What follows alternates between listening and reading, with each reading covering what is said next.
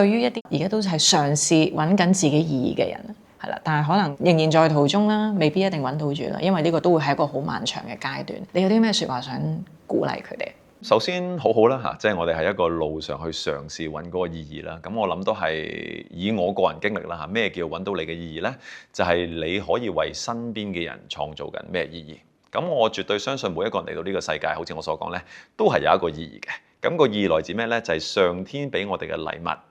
點樣能夠將嗰份禮物分享俾更多嘅人？咁喺我心目中，咩叫嗰份禮物呢？其實我哋嘅天賦咪我哋個禮物啦，等於可能係我哋某啲嘅能力啦，可能妨礙溝通能力啦，可能妨某啲人係你嘅思考能力啊，你係咪能夠關心到人啊？咁我點樣能夠用呢個能力為我身邊嘅人創造更多意義呢？咁我覺得當我哋能夠 make use 到呢件事嘅時候呢，其實你係會 feel 到最多嘅意義嘅。咁所以我諗都係翻到嗰個位，就係話我會嘗試不停 remind 自己，唔好成日關於淨係諗住我自己，係我得到呢份禮物都係天賜俾我嘅嚇，我唔可以 take it for granted。我點樣能夠喺我生命有限嘅時間，盡量將呢份禮物放大俾身邊嘅人呢？而當我喺呢個途中不停做呢件事呢，就係我攞到最多意義，亦都係我能夠為身邊人創造到最大意義嘅一個過程。而今時今日嘅世界啦嚇，大家好多時候都會有好多嘅苦處啊、迷茫啊，就更加需要係一啲如果能夠揾到自己生命意義價值嘅人呢，去多啲去分享佢自己嘅故事或者經歷呢，